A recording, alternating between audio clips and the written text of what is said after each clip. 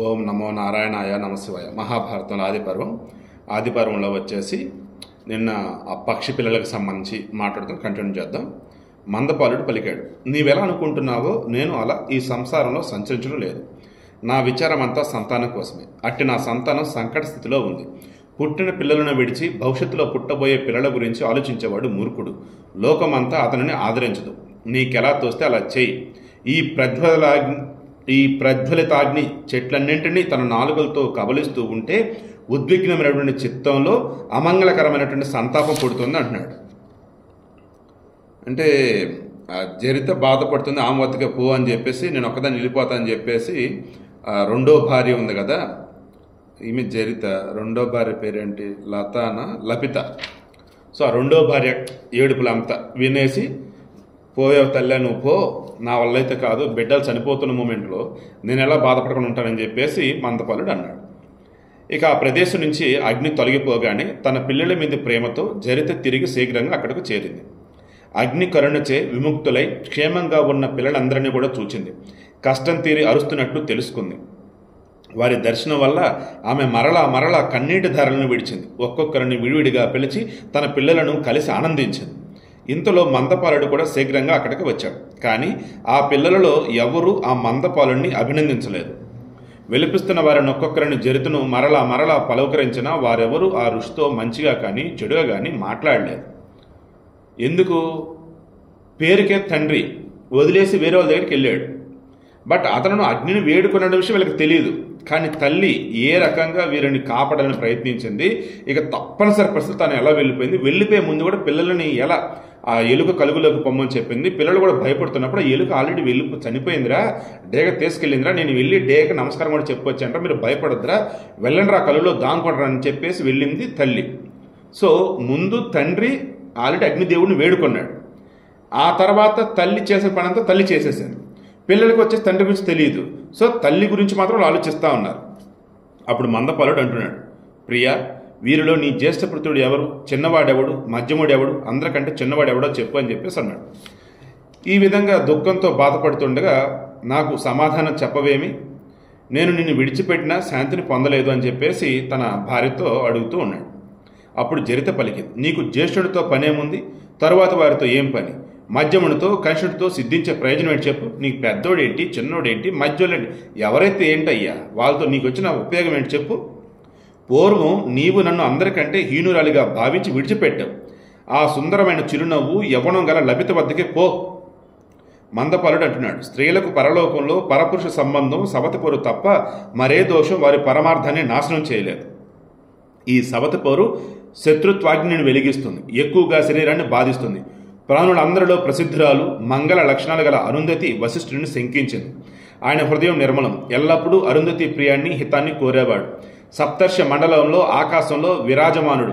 ఇట్టి మునిని సవతి కారణంగా అరుంధతి తిరస్కరించింది. సో అరుంధతి దగ్గర కూడా వశిష్ఠుడి దగ్గర కూడా సేమ్ సవతిపోరంట. దెన్ వశిష్ఠుని యొక్క రెండో భార్య ఎవరబ్బా? సరే వస్తారు చూద్దాం. ఇట్టి వాణిని శంకించటమే ఇట్టి వాణిని శంకించుడిచే ఆమె శరీరకాంతి ధూమవర్ణంగా అరుణ్ణి వల్లే మందంగా మారిపోయింది. ఆమె ఒకసారి కనిపిస్తూ ఒకసారి కనిపించక ప్రచ్ఛన్న వేషధారిని వలె నిమిత్తాలను ఆశ్రయించింది. ఓకే, వశిష్ఠుని కూడా నా రకాలుగా ఇబ్బంది పెడతాం వల్ల అరుంధతి అంటే ఇబ్బంది పడిందంట, అది చెప్తా ఉన్నాడు. సంతానం కోసం వచ్చిన నీవు తిరస్కరించావు, సంతానం కోసం వచ్చిన నన్ను నీవు తిరస్కరించావు. అభిష్ట వస్తువులు లభించిన పిదప నా పట్ల నీవు అభిష్ట వస్తువు లభించిన పిదప నా పట్ల నీవు ఏ సందేహాన్ని ప్రదర్శిస్తున్నావో లభిత కూడా అట్లే చేసింది. మీ ఆడలంతా ఒకటైన తల్లి అన్నట్టు మాట్లాడుతుంది ఇండైరెక్ట్గా. ఇది నా భార్య అని పురుషుడు ఎన్నడూను స్త్రీపై విశ్వాసం ఉంచరాదు. సంతానవతి అయిన పిదప స్త్రీ భర్త సేవను విడిచివేస్తుంది. నిజమా? పిల్లలు పుట్టాక భర్తను పట్టించుకోదా భార్య? I think this is not right. పిమ్మట పుత్రులందరూ వారి వారి రూపాలతో తండ్రి వద్దకు వచ్చి కూర్చున్నారు. మందపాలుడు కూడా వారిని ఊరడించడానికి ఉద్యుక్తుడయ్యాడు. దాని భార్యకు చెప్తున్నటువంటి మాటలు పిల్లలు అన్నారు. పిల్లలకు అర్థమైంది. ఇంక పిల్లలు వచ్చారు. మందపాలుడు చెబుతున్నాడు కదా, నేను అగ్నిని కాండవన దహన సమయంలో నా పిల్లలను విడువమని కోరాను. అతడు అట్లే అని ప్రతిజ్ఞ చేసి ఆ ప్రతిజ్ఞను పాటించాడు. అగ్నివచనాలను స్మరించి మీ తల్లి ధర్మజ్ఞతను తెలుసుకుని మీ శక్తియుక్తులను గుర్తించి పూర్వమే నేను ఇక్కడికి రాలేదు. సో మీ తల్లి మిమ్మల్ని కాపాడిద్దని తెలుసు, మీరు ఎలా ఉంటారు, మీ శక్తియుక్తులు ఏంటో నాకు తెలుసు, అందుకే నేను రాలా. అంత అయ్యాక వచ్చింది, ఎందుకంటే మీరు బ్రతికుంటారని నమ్మకంతోనే వచ్చా. పుత్రులారా, మీరు నన్ను గురించి మీ హృదయంలో బాధపడవద్దు. మీరు ఋషులని అగ్నికి తెలియను, మీకు బ్రహ్మతత్వం పూర్తిగా తెలిసింది. ఈ విధంగా భార్యాపుత్రులను ఓరడించిన మందపాలుడు ఆ ప్రదేశం నుండి వేరొక ప్రదేశానికి చేరాడు. అక్కడ తీవ్రంగా ప్రజ్వలించే అగ్ని తన ప్రచండ జ్వరాలతో లోకహితాన్ని కోరి శ్రీకృష్ణార్జునుల సహాయంతో కాండవనాన్ని పూర్తిగా దహించేశాడు. మజ్జ, కొవ్వు కాలువలుగా ప్రవహిస్తుండగా వాటినన్నింటిని కూడా త్రాగి అగ్ని తృప్తిని పొంది అర్జునుని ముందు ప్రత్యక్షమయ్యాడు. పూజ్యుడైన ఇంద్రుడు మరుద్గణాలతో ఆకాశం నుంచి దిగివచ్చి శ్రీకృష్ణార్జునుని ఉద్దేశించి ఇలా పలికాడు. మీ ఇరువురచే దేవతలకు అసాధ్యమైన కర్మ ఆచరింపబడింది. ప్రసన్నుడినయ్యాను. ఈ లోకంలో మనుషులకు దుర్లభమైనటువంటి ఒక వరాన్ని కోరుకోండి. మనుషులకు సాధ్యం కానిటువంటి ఒక వరం ఇస్తాను, మీరు కోరుకోండి అని చెప్పేసి అంటున్నాడు. అర్జునుడు ఇంద్రుడి నుంచి శస్త్రాస్త్రాలన్నింటిని కూడా కోరాడు. తేజస్సు అనేటువంటి ఇంద్రుడు ఆ అస్త్రాలను ఇవ్వటానికి సమయం నిశ్చయించాడు. టైం పట్టిద్దయ్యా అన్నాడు. పాండుకుమార, నీకు శంకరుడు ప్రసన్నమైనప్పుడు అన్ని అస్త్రాలను అందజేస్తాను. శంకరుడు పాశుపతాస్త్రం పొందే సమయం ఉండిద్దే, ఆ సమయం. సో ఆ సమయం ఎప్పుడు ఆసన్నమవుతుందో అది నాకు తెలుసు. నీ తపస్సుకు ప్రసన్నుడినై సంపూర్ణాలైనటువంటి ఆగ్నేయ, వాయువ్య, ఇంద్రాస్త్రాలను అనుగ్రహిస్తాను. ఇప్పుడు ఇవిస్తాను, ఇంకోటి ఉంది, ఆ తర్వాత ఇస్తాను. వాసుదేవుడు అర్జునునిపై నా ప్రేమ నిరంతరం పెరుగుగాక అని వరం కోరాడు. సో శ్రీకృష్ణుడు ఏం కోరినాడు?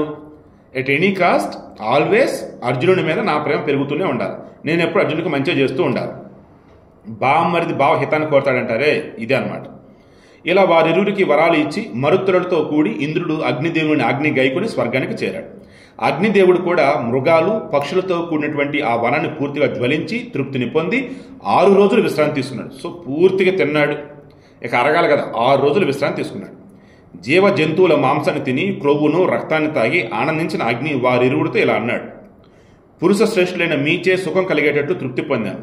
మీకు ఇష్టమైన చోటుకు వెళ్ళడానికి అనుమతినిస్తున్నాను. అగ్ని దేవునిచే అనుమతిని పొంది అర్జునుడు, శ్రీకృష్ణుడు, మయుడు ఆయనకు ప్రదక్షిణం గావించారు. యముననిది సుందర తటంపై ముగ్గురు ఒకచోట ఆసీనులయ్యారు. ఎవరెవరు? అర్జునుడు, శ్రీకృష్ణుడు అండ్ మయుడు. దేవతలు వెళ్ళిపోయారు, పక్షులు వెళ్ళిపోయినాయి. ఇక అగ్నిదేవుడు కూడా ఇక ఆల్మోస్ట్ ఇక రెస్ట్ మోడ్లోకి వెళ్తున్న మూమెంట్లో ఇక వరాలు ఇచ్చేసాడు. అంటే ఇంకా ద బెస్ట్ ఇచ్చారా మీకు నాకు అన్నట్టుగా చెప్పేసి ఇక ఎవరి దారి వాళ్ళది. ఇక శ్రీకృష్ణుడు, మయుడు, అర్జునుడు యమునా నది దగ్గరకు వచ్చి ఉన్నారు, అక్కడ కూర్చున్నారు. ఇదండి ఆది పర్వం ఈ రోజుతో కంప్లీట్ అయింది. ఇక రేపు సభాపర్వం ప్రథమాధ్యాయం రేపు డిస్కస్ చేద్దాం.